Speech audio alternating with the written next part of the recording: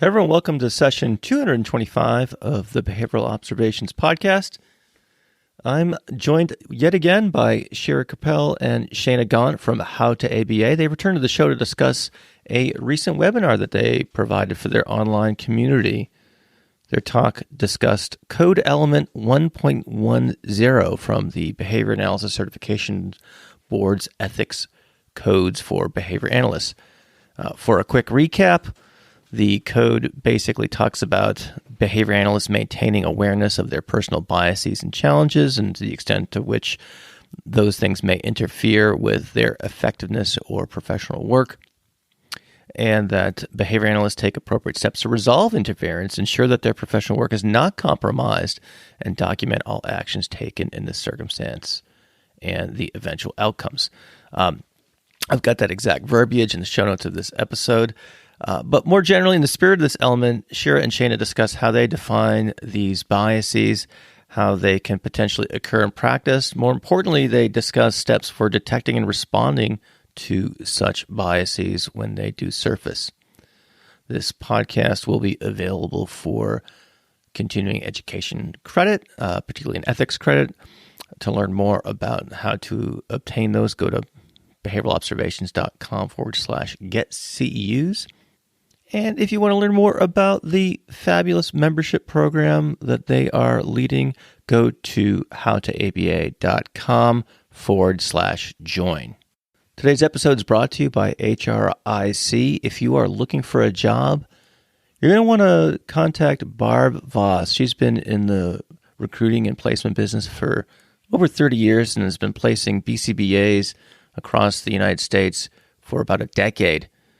And she really knows this job market like nobody else. So if you're about to graduate, if you're about to move, if you're just want to know what else is out there, make a confidential appointment to speak with Barb right away. She also helps agencies fill their open BCBA positions. So if you're hiring, go ahead and give Barb a call as well. You can learn more about her recruiting services over at hricolorado.com, or you can simply go to the show notes for today's episode and look for the link there. All right, that's it for opening remarks. So let's learn about recognizing your personal biases from Shayna and Shira from How to ABA.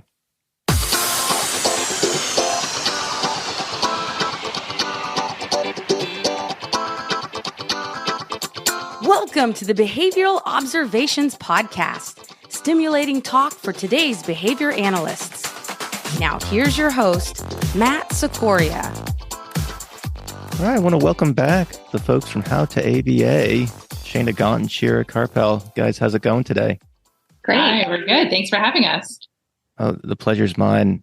We've got a very important topic to discuss today. We're going to be talking about bias and kind of detecting your own biases and what to do about them and things along those lines. What I'd like to do, though, it's been a while since you guys have been on the show. Let's take a moment and just try to catch up, see what's been going on with you guys. I know you've been really investing a lot of time and energy into How to ABA. I know a lot of really great things coming from that. So just, I guess, let's take the first few minutes and you guys can fill us in on how life's been for you guys, what's going on with How to ABA and things like that.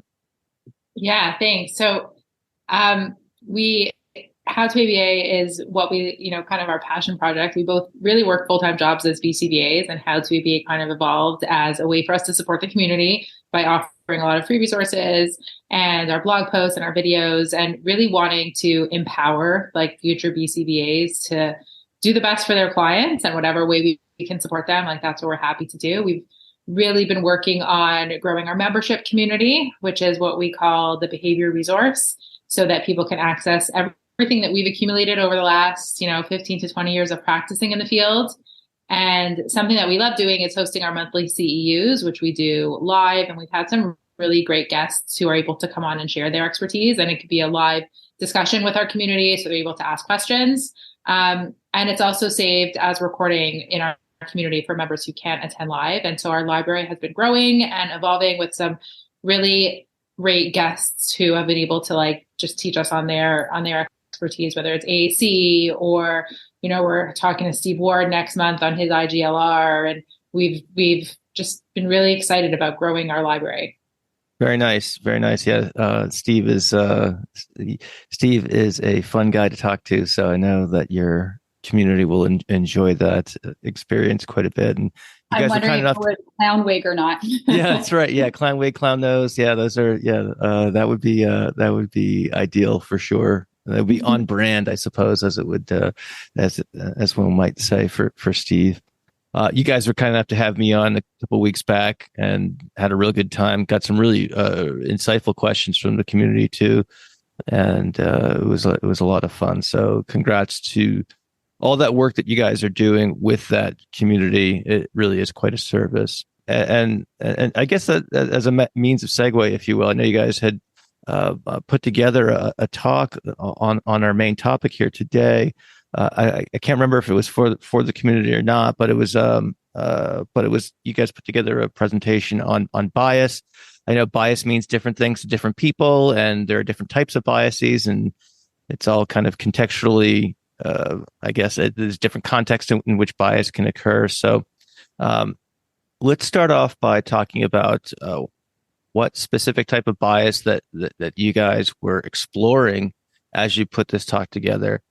And I'm also curious, I always ask the why question, I suppose, why, what was occurring? What were you seeing? What made you want to put this presentation together? What made you feel that this type of information was necessary to get out there? So kind of a two-part question. So this talk evolved and is probably still evolving. And it really came about, I want to talk more about parent biases and caregiver biases we have against coworkers, supervisors, supervisees. And the way this came about was really probably from me. I, would go into families' homes and I would go afterwards, leave with a feeling of frustration, like, oh, why didn't that person just follow my recommendations? Or, I'd hear from a staff person, like, I can't believe that parent did this. And, we can vent like that as professionals, but then you have to sit back and you have to go, whoa, wait a second. There's obviously factors that affect that. And, you start hearing that more and more from lots of professionals in the field of, oh, well, this caregiver didn't do this, or this therapist didn't do this, or my supervisor did this. And then the new code comes out. I guess we can't call it a new code anymore when it's been out for a while. But, the code of ethics is, section 110 of the code of ethics is just being aware of our personal biases. And I know that can relate to, biases around cultures and diversity, but it really does need to relate to the population we're working with. And it really does need to relate to stakeholders, stakeholders being the caregivers of our clients, right? And it needs to relate to our relationships in the workplace and, therapists, supervisors, supervisees, like I mentioned before. And I mean, this just came up for us today. We run a monthly, also in addition to our CEUs, we offer like kind of office hours, mentorship meetings and things where our community can come together and hear what they're struggling with. And even today, one of the questions was about the way a parent was parenting, and it was a way that like my first instinct was, I don't agree with this. Like as a parent and as a professional, like I wanted to just put my priorities on this and just say, well, the parent should not be doing that. And then she started talking more and she's like, well, the parent also has a newborn baby and, the parent is struggling with this. And I was like, okay, like this is clearly my expectation being placed on the parent. So how can we help this professional navigate this situation without the solution being like, well, the parent just has to do what I think is important. And that changes how we treat our clients, and it changes the choices that we make as professionals when we can see things differently. I see. It kind of reminds me of the baby in the back seat analogy that Pat Fryman has talked about. I'm not sure if you've heard him talk about that before, but it's always a good story that illustrates that point, to the point. I love that story. Yes. Yeah. I mean, I've had a few recent examples of that myself in different contexts. And so there's a lot of different ways in which these things can show up. And I agree, it's really easy to get upset with folks or just, become even perhaps unknowingly irked when folks are doing things in such a way that you choose different ways to go about it, and certainly the example of parenting is definitely one that is rife with examples. I've got a lot of friends with some of our friends are younger with than we are, or have had kids later than mine, and so they've still got kids who are like 4, 5, 6, 7, or that age, and some of them are making parenting choices, and like my wife and I are like breathing into a paper bag, like, why are you doing that? Please stop doing that, or do this instead. And of course they're friends, and it's not a professional relationship, and it's like being a boxer. You can't get into like a street fight, because you've got lethal weapons. And it's so hard as a behavior analyst too, because you just want to say, but you're totally attending to that behavier, this attention seeking. Oh my gosh. Please don't do that. And you can't. What's funny though is this is totally an aside, but when we're hanging out as families, and my kids see that, my kids are a little older, they're teenagers. Every time, if we have some sort of hangout or whatever, after it's over and whatnot, I'll point out to them. I said, I'll be like, see, when you say X and you don't follow through with X, that's what happened. Remember that kid that threw himself on the ground, and so I feel like my kids are becoming little behavior analysts, or at least they're understanding the cause and effect relationship of the various I guess behavioral principles through the prism of people not necessarily anyway, people making different choices. I won't put a directional qualifier on it, but anyway, I'm sorry, that was a bit of an aside there, but it does, I think, bear a little bit onto the topic in terms of how perhaps people doing things differently than we might. We always kind of get under our skin. But I mean, I even think about it. So when I was really young, because I'm only 20 right now, Matt. Of course, yeah. When I was younger and I didn't have any kids, I would go into a family's home and I would go in and I would say, well, morning routine. Well, just do this, this, and this. And, he can totally get dressed on his own, but you just need to give him an extra 10 minutes to do so. And you need to present this motivation, and then you need to do this. And here's a visual schedule. And whatever I'm suggesting is this morning routine. And the parents looking at me smiling and going, yeah, okay, no problem. And they're probably thinking inside their head, like, what do you know, little 25-year-old, right? Like, come on, you have no experience with this. And I don't have an extra 10 minutes in the morning. And this is going in one ear and out the other. And they nod, but they nod to be polite. And, I'm the professional. So they have to, feel like, okay, I've got to do something to get her out of my house right now. And then I come back and it hasn't been followed through with. And now in hindsight, looking back on that, I go, oh my gosh, I can't believe I was so naive to think a parent has 10 extra minutes in the morning. Like if someone were to say that to me now, if a behavior analyst were to come into my house, they'd go, okay, not everything you do is ABA, but don't tell people that. But B, if they're recommending certain things, I can't. I don't have 10 minutes in the morning. I don't have the luxury of saying, do this or do that. So it's a matter of being able to work with these parents and say, okay, what can work for your lifestyle and what can we, introduce to you so that you can follow through with this plan, or how do we make this kid be successful? Maybe it's not 10 extra minutes in the morning, but you have 10 extra minutes at night, or what is that, right?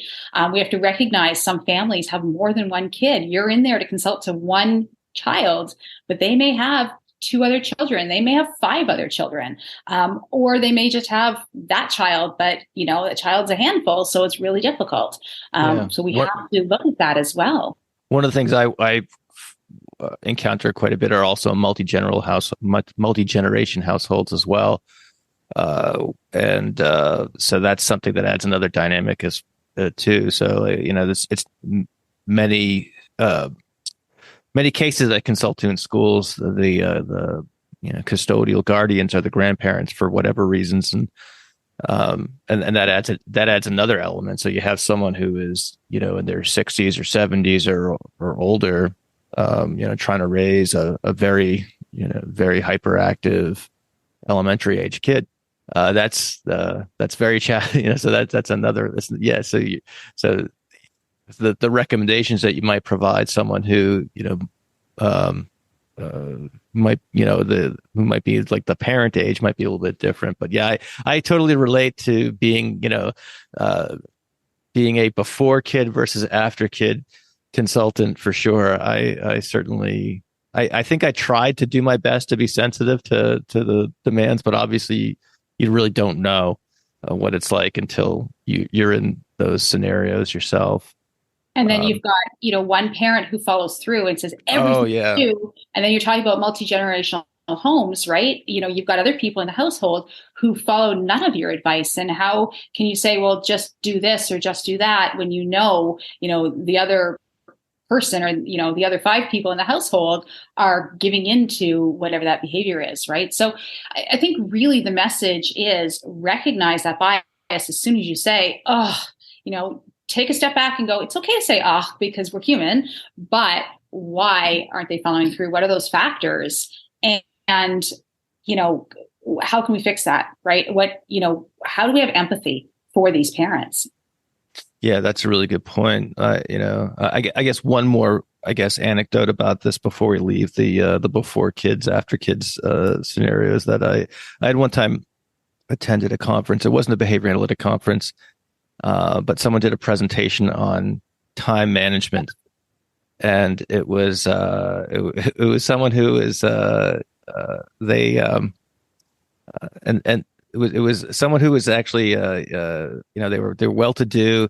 They didn't have kids, and she put her Google Calendar up on the board, if you will, or on the screen, and said, well, I get my run or my yoga in at 6:00 every morning. And like, it's so funny because like I could see everyone who was a parent like wanted to jump over the chairs and just like run up to the stage and strangle her. It's like, are you okay? Well, that's awfully nice and everything. But the rest of us here in Realville, are going to be trying to pick out an outfit or pack a lunch or something like that. Are you looking for a new job, but you're overwhelmed with all the emails that you're getting from various ABA agencies? What if there was someone who was in your corner and could help you find the perfect job placement? Well, that person exists.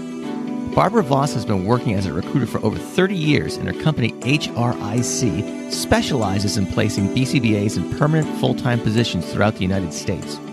Barbara has been placing BCBAs since 2011, so she knows our business, and she offers personalized service to any BCBA looking for a new position. She also helps companies looking to hire BCBAs too. Here are just some of the things Barbara can help you with.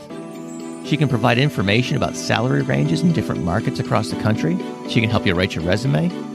She can coordinate and prepare you for the interview process, and even help negotiate the right salary for you. And best of all, there are no charges to any candidate for all of these services. When you're ready to make a change and want to work with someone who will listen to you and understand what you need in a new position, contact Barbara at HRIC. To schedule a confidential discussion, head over to hricolorado.com. Again, that's hricolorado.com, and hit the contact button to connect with Barbara. You won't be disappointed. So I liked what you said there about, having that kind of that angst or what have you be a signal to pay attention to. Can you say a little bit more about some of the signs that way we to detect? Because some of these things sometimes you only realize in hindsight, or you may not realize at all. What are some ways in which folks can be more, cognizant of these things more or less in real time, or at least get closer to detecting these things in real time, so you can kind of do something about it before you do something stupid? I wish there was a manual for that. There's got to be an app, right? Yeah. I think it's awareness. The putting it into the code was a huge piece of at least making us all aware that it exists. I think a lot of it is experience also, and like looking back at how things land. Like, why isn't this working? Why isn't this family implementing? And being open to other options as opposed to just continuing to make the same suggestion. And then I think you'll become more aware of, like, when I am making suggestions, is it my opinion? Is this like am I imposing my priorities on this family? And And so it's not just about like, well, they're not following through with what my recommendations are, but trying to take your subjectivity out of it. Like I'll never forget, one of my early days as a behavior consultant, I was consulting to a family who was putting their child with ASD into school. And I had observed him in the classroom, and it was my opinion that this child should not be in like the mainstream classroom. And I thought he would do much better if he was taken out of that classroom. And it was the parent priority that he stay in the mainstream classroom. And I attended a meeting with the parents and with the school, and I completely crossed the line. Like I was recommending something that the parents were not on board with, and the parents didn't want that. Like it was not their priority. Like this was not their goal. And in retrospect, I'm like, I learned from that. And I have to take my personal opinion out of it. And even though, like, obviously I'm going to make my recommendation to the parents about what I believe is in the best interest of the child, and then representing the parents, and then writing up, a treatment goal, treatment programs or behavior plans or anything like that, it can't just be my opinion. Like I do have to think about representing the parents and their priorities. So I think the more you experience it and the more you just make yourself aware of it, I think you'll get the feedback, because things you're recommending aren't going to be working.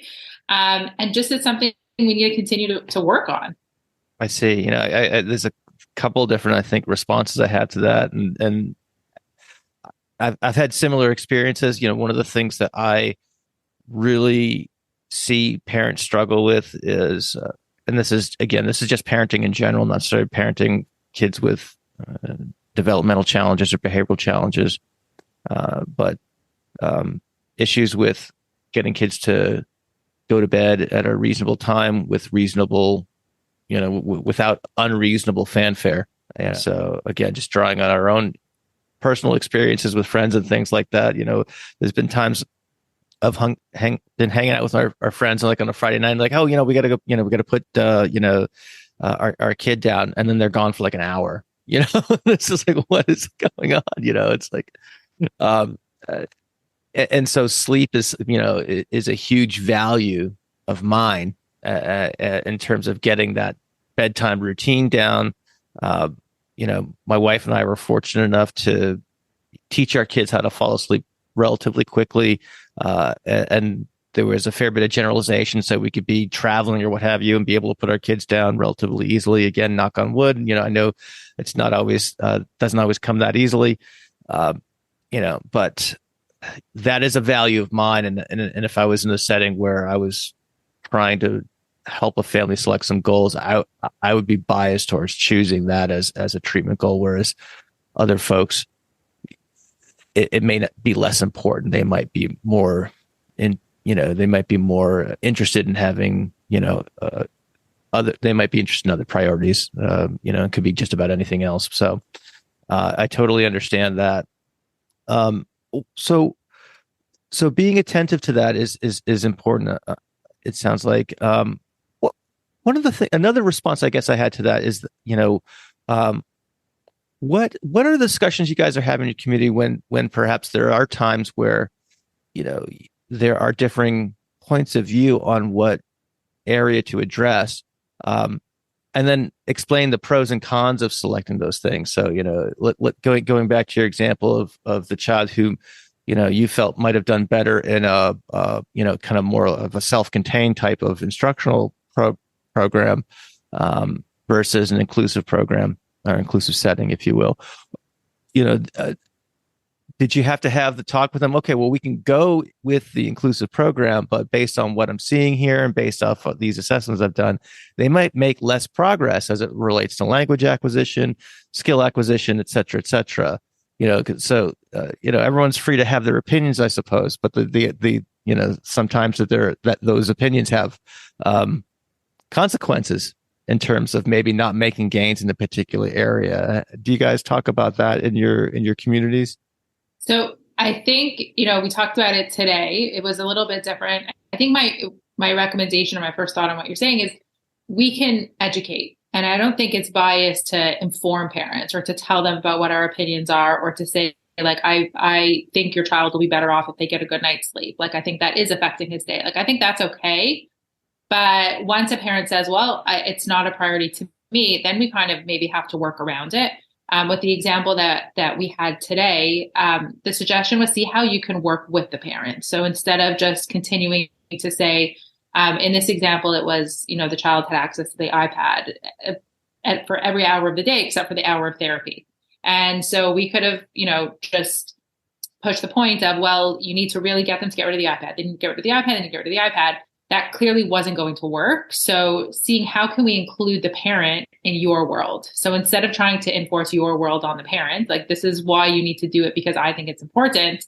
Let's bring the parent into your session and maybe try to get the parent into what you're doing, and see if they can partner with you a little bit more.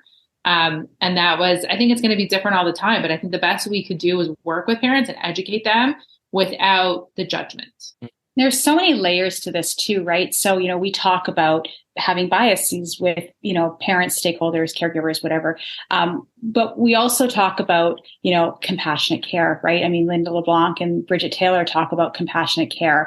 And then we also talk about having communication, open communication with the parents. And all of this is so important. And it really does start, I think, with a really great relationship with a parent, if you can get that, right? Pairing yourself with reinforcement, not only with the students you're working with, but also with their caregiver, right? And making sure that the caregiver has an open communication line so that when you are suggesting something, they feel comfortable saying that's not going to work. Or if they're suggesting something, you feel comfortable saying, okay, great, let's talk about the pros and cons of this, so that we can really have that together. Because otherwise you get into a situation where parents are going, okay, well, I must defer to the professional because that's how I was brought up and I must defer to the professional. And we know that it doesn't work like that. I love your example about sleep because, like, I'm also like the sleep police in my house. Like, my kids would always, like, that was the most important thing. I never understand why anyone has their kids in their bed.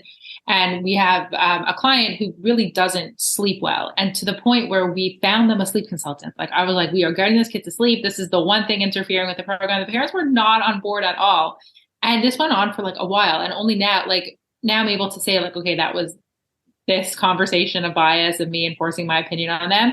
They were not interested in working on sleep. And the best we could do is continue to support them and continue to monitor and show them the data. Like, here's the information that we have.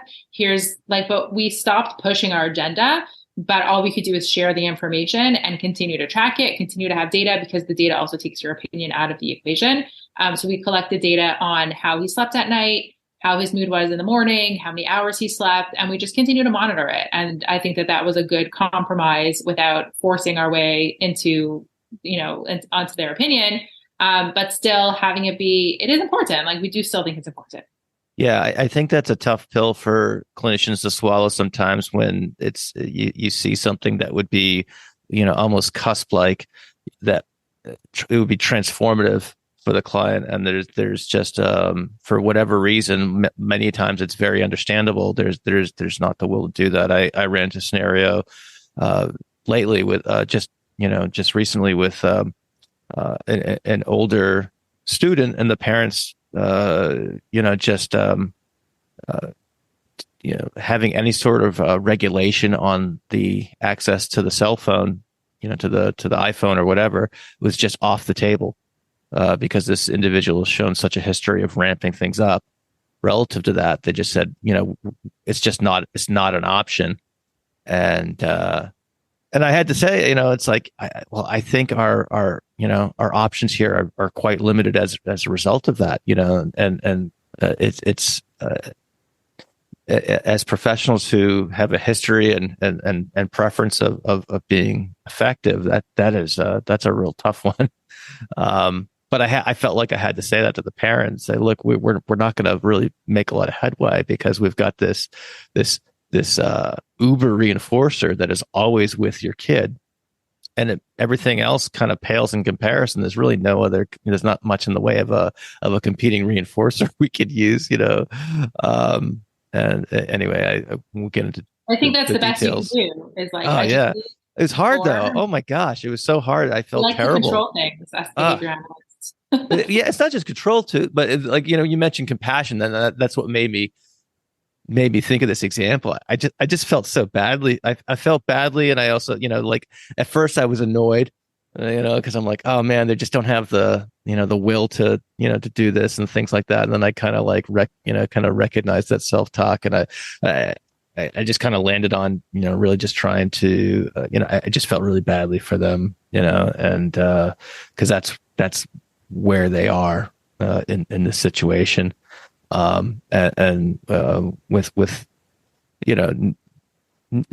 not a great prognosis for behavioral improvement. So anyway, so I know in the materials that you put together for this event that you did, you went down the rabbit hole of all these different types of biases, and drawing from different areas of psychology, I suppose. I'd love to hear about some of these and how they might be relevant to our practice as behavior analysts. Sure. So you mean other biases like coworker biases or supervisor biases or therapist biases or other types of things? Yeah, those, and like, the affinity and attribution biases. Yeah, those sorts of things. For sure. So, I mean, looking you at... don't have to go through all of them, but some of the, if you want to hit the highlights that Sure, you think are relevant. Let's look at it as it pertains to our practice. And I hear myself saying this. So I have definitely a bias against, I shouldn't say against, that's not the right word, but therapist bias, right? So, when I was younger, I was a total go-getter. I would put in 60-hour weeks, and I would, if I didn't know something, I would go and I would research it, and that was me, and I loved it. But I didn't have kids at the time. I didn't have a life. I loved this stuff. This was your life. This was my life. Anyway, I work with therapists now who are, I've done my 20 hours a week and I don't want to go over that. So that's all I'm putting in.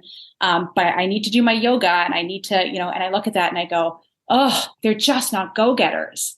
And in my head, I've got to shift my perspective and go, wow, great for them.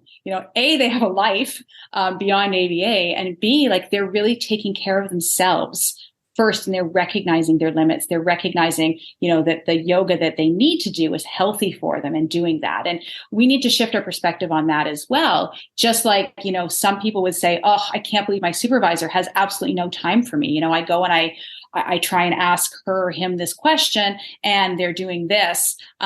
Meanwhile, maybe it's because you're actually a rock star at work and there's somebody else who needs a lot more attention than you do, and they need to sit with that person. Or maybe they're getting pressures from somewhere else, or maybe they're also trying to take care of themselves and they've got a million things up in the air, or they've got a sick aunt that they have to get home for. So we have to think about those types of things as well. So we've spent a lot of time talking about parent or stakeholder bias, but we also have to look within our organization and say, well, every time we eye roll because the teacher said that, or because the supervisor said that, or I'm, out with coworkers and we're complaining about X, Y, or Z, we have to just take a deep breath and go, okay, well, how can we reframe that? And I can see you're smiling because you're like, oh, I've been out for work. I've been out before too. And we go, oh yeah, that teacher or that person. I was also smiling at the use of the term, the letter Z for Z. Which is... Oh, right. But, I think what we need to do as behavior analysts is we need to lead by example, regardless of whether we're 20 or 50 or 100. We need to lead by example, and we need to say, okay, we're talking like this. We need to rephrase how we're talking. And we also need to somehow rephrase how other people are talking as well without telling them. Like, we can't be, forcing our agenda on them and saying, you're saying this. But we do need to make sure that we're having those open conversations. Like, that is your bias. You're pushing that agenda, or have you thought about this perspective instead? Got it. What are some other forms of bias that came up in your research into this topic? Right. So back to your question of that. So other things would be things like affinity bias, right? So affinity bias would be something like favoring people who are similar to us, right? So people with the same background, experience, personality traits, that could be culture, but it could also just be like, oh, you're a parent too. You've got a couple kids and so do I. Or, oh, hey, you're around my age. That's amazing. Or, oh, hey, you really like cycling, and so do I. So we're going to talk more about cycling because we've got that in common. And that's affinity bias, and that's okay. But the flip side of that is that we may unconsciously avoid people who are unfamiliar to us or different or who don't have those same interests. And that's what we need to really work on, right? So in our field, we might talk more to some parents than to other parents, right? We may talk to more, we may talk more to some colleagues than other colleagues. And that's okay, as long as we make sure that we're not avoiding people who we don't have anything in common with. I suppose that plays into supervisee dynamics as well. If you're in a supervisory position and you've got someone that you're working with who's maybe in a paraprofessional or a tech position, and again, they have those affinities, and it's like, oh, we both like the same, a football team or something like that, or we both are cyclists or what have you. Then you have to be. I think that's a situation where you definitely have to be aware of that particular type of bias, so you don't treat that that person better than someone that you have less in common with. And my advice there is find a common ground. And if it's a supervisee-supervisor relationship, the common ground is ABA. Look, we have a lot of the same clients. We do have a common ground, right? And what else is common? There's also attribution bias. So attribution bias is excusing our own behavior as a result of circumstance, right? So if others behave the same way as us, then it's fine. But if others don't behave the same way, it's part of their character, right? So if someone's behind on paperwork, or if I'm behind on paperwork, I might make an excuse, or I've had a tough week, I might make an excuse. Oh, it's been a tough week, or it's been this, or it's been that. But if a colleague is behind, they're just unable to handle the job. They're just not capable. Right. I don't know if any of you drive on the highway. I do all the time. And, someone who's going faster than me is a maniac, but someone going slower than me is like, oh, they're such a turtle. Right. But my driving is perfect. I was just going to use that as an example. Yeah. I'm exactly. I'm, on my street, I sometimes can be the resident old man. I'm like, look at that person driving fast down my road.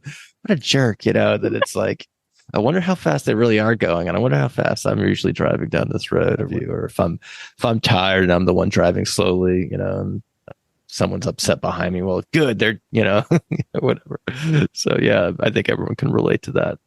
Yeah, I find that I do this a lot, especially with certain expectations of paperwork or communication, or we have an online charting system or scheduling system, and I'm always on top of my staff for doing it and completing it and filling it out, and why didn't you have time for this? And then I have, for a couple clients, had to be on top of it for their scheduling and billing purposes. And I was like, oh, this is much harder. I'm not keeping up with it. But for me, it was okay. And I was, unfortunately, too hard on them when they weren't keeping up with it. So just being aware of it. Got it. And also making sure it's not part of their character trait, right? You can't say, oh, they're so lazy, oh, they're not capable, or maybe they aren't capable, but it's not because they themselves as a person is incapable. Maybe they're not capable of this particular thing because they haven't been trained, or because it's too much to do all at once. Yeah, or it could be or they're stressed out and in a rush or something like that. And what are the root causes of that? Absolutely. And another type of bias would be confirmation bias. And confirmation bias is really about agreeing with evidence that confirms our initial beliefs, right? So, doing a quick Google search, and you do a Google search and you're like, well, that article doesn't agree with what I think, so I'm going to discard that one, and I'm going to do another one. I'm going to do another one. And, you go down this rabbit hole, and unfortunately, search engines are designed that way to start, finding things that you're Googling. I think my whole Instagram feed is one big confirmation bias of everything that they know about me. Absolutely. It's hard because at certain times, you can overlook any evidence that challenges those beliefs, right? So what I try and do, and I'm not awesome at it, but for everything I Google, I try and Google the opposite just so that I can see that other side. And like I said, I'm not perfect at that, but I need to get better at that. Really looking at it's kind of I don't know if you guys ever heard this term, but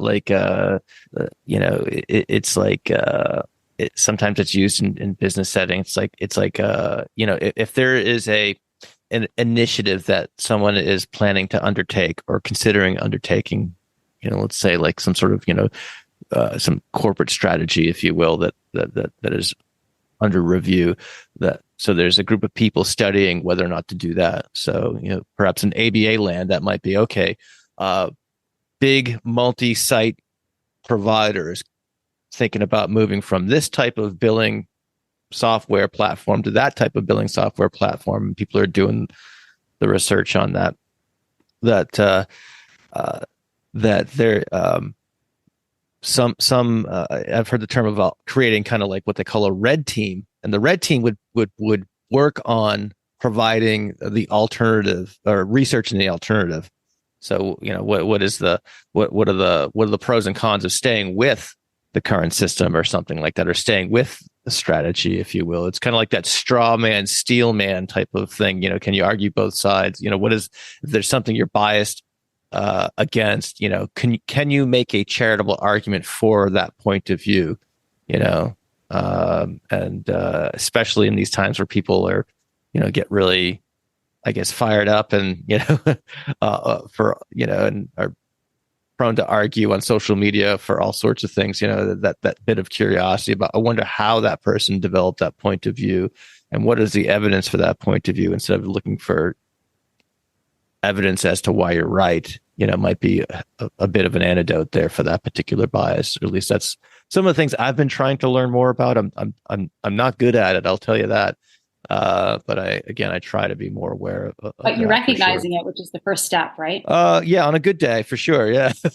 So, and I think that's really the first step of this conversation as well. And the first step of putting that into the code is really about recognizing that bias. And, we're human, we are going to have biases and we are going to eye roll. I still eye roll sometimes, I'm sorry. But it's about really identifying. And, when we talk about biases, it's great. We're talking about them, but now what can we do about them, right? And I think the very first step is being able to just identify the bias. So, there's a couple different ways where we can identify that bias. And one of them would be what I call mirror work, or what other people call mirror work. It's not just me, it's in the research. But it's about reflecting inwards, right? And really looking at, well, have there been situations where, I've made recommendations to stakeholders, or I've, said something to a therapist, and they were upset, they didn't follow through with it, right? Can I brainstorm other ways to implement those strategies that might be easier for the caregiver, right? And that would all be that mirror work, looking inside. And, I'm fortunate enough, like when I drive to work, or I drive to a client's place, I've got a car ride home. And sometimes on the car ride home, I'll listen to a podcast, right? Behavioral Observations podcast or How to ABA podcast. Always. I'm just kidding. But, even for the first couple of minutes, I'll actually just sit with a quiet car, like while I'm driving and it had nothing on, and really reflect and go, okay, how did that conversation go? And what can I do differently? And that's mirror work. I'm reflecting inside, right? The other thing that can be done is window work, right? So looking outward, am I hearing any negative comments from coworkers, supervisors, supervisees, parents, and really going, okay, what types of negative comments am I hearing? And knowing it's okay to vent, but let's see if we can change that conversation and change how they're saying it. Okay, great. Your day didn't go so well. What didn't go so well? Let's consider these options instead. Let's consider saying this instead. Maybe there's information we're not privy to, and we don't know that. Right. So if you're the person that someone is venting to, then not getting in on it and being like, yeah, I know that parent shouldn't have done that. And if they're kind of complaining to you, you being the one who can reframe it for them. I see. Yeah. Yeah, everyone needs an opportunity to vent, but yeah, having to, being able to respond to that carefully and in such a way that doesn't make it a lifestyle, or it doesn't take it down a very negative road is certainly helpful. Yeah, it's very easy to place blame. It's not as easy to take responsibility. So we have to just be aware of that. I see. So let's talk about, so if I've identified some biases, what are some things, we I think alluded to this a little bit earlier in the conversation, but yeah. So, I mean, you could get really formal with this. And as behavior analysts, I know we love data. We love to, take examples of that. So, what we can do is actually sit down with a journal, sit down with our computer and just think of different scenarios that may have happened over the past day, week, month. If you did this and made this a monthly thing, I don't at this point in time. It is one of my goals that I'm working on, is to sit down for 10 minutes and do this. I just don't seem to always have 10 minutes in my day to do that. But like I said, I do it informally without a pen and piece of paper in my car when I leave with clients. But as a more formal procedure, starting to document some of this and just go, okay, what situations have happened, at work, at home, in the community, and maybe even just making a list, right? Whether that's actually with a pen and piece of paper, whether it's just in your head at this point in time. And then think about ways that you can deliberately challenge those assumptions, right? So maybe you can, like I said, do a Google search of the other opinion, or really think about factors that may affect why that parent didn't follow through, or why that therapist thinks this way, or why that supervisor did or didn't do that. And really try and deliberately think about those other options, right? And so that you can change your thoughts on the situation.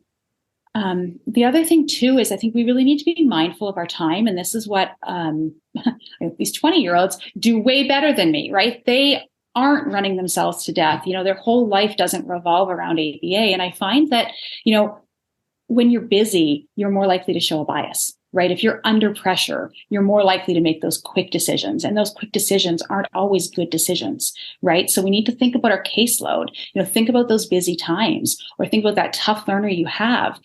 If you're feeling stressed, is there any way that you can pause for a minute? Like even just before you open your mouth, just pause, take a deep breath, do that. Somebody from Hanley's team, Dr. Gammy, I don't know if you've heard of her, but she's did a presentation a while ago. She's amazing.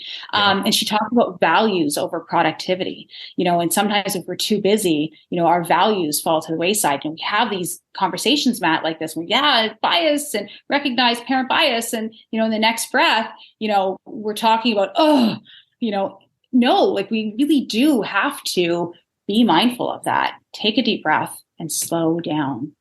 Shira's laughing right now because I don't slow down very often. Easier said than done. It's Perspective all taking. relative, right? So slowing down might be, to you might be, a different speed than someone else. So that's it. Operationally defined slow down, right? That's right. That's right. No. Rated on a scale. Totally. Perspective taking, right? Taking other people's perspectives. We talk about trauma-informed care. It doesn't always have to be trauma, but just, parents have trauma. If we want to talk about that, parents have trauma too, right? Like some parents are traumatized because they've had home ABA for the last 4 years and they've had a revolving door of therapists. And all of a sudden, they need to keep their bathroom clean every single day because their therapist is using it. And they need to make sure that they're not walking around in their house coat because there's other people in their house. And, that can be traumatizing for parents, and they just don't want that, right? It certainly can be difficult for sure. People who are in a school-based setting, parents might be traumatized by a specific teacher or specific, EA, and those values, are reflected onto you. And even though that's not your skill set or lack of skill set, parents may have that. So just being able to take those perspectives and understand that. I don't think we realize how many of our parents are just in constant stress, like fight or flight mode. And coming from a place where we can at least understand it and not judge it would change the way that we interact with them. And I don't think that what we're talking about is going to change any of the actual behaviors that we're recommending, or, our goals might always stay the same, or we may still be recommending sleep at the end of the day. But I think it changes the way we interact and the way we approach parents as like, are we on the same team? Or are we just going to argue about like what I think is important or what you think is important? And I think that that's what it comes down to, is parents feeling like we are on the same team, even if we don't actually change the actual, goals or targets or programs or anything like that. It's more about like the sensitivity and the approach. Yeah, that makes sense for sure. Are there other aspects of this topic that you guys want to inform the audience about that we haven't discussed already? I think the real big one would be check your messaging, right? So, and we've talked about this already, but just really clearly check that messaging. So, instead of that feeling that you get, right? Really trying to reframe that, and really starting to say, listen, like, yeah, sure, it's frustrating that they don't follow my suggestions. That's fine to label that. But your next thing should be, well, I wonder what's going on at home. I wonder what's going on in that person's head, right? I'm going to need to schedule a conversation with them to brainstorm other ways. How can I make whatever strategy I'm saying easier for them to implement?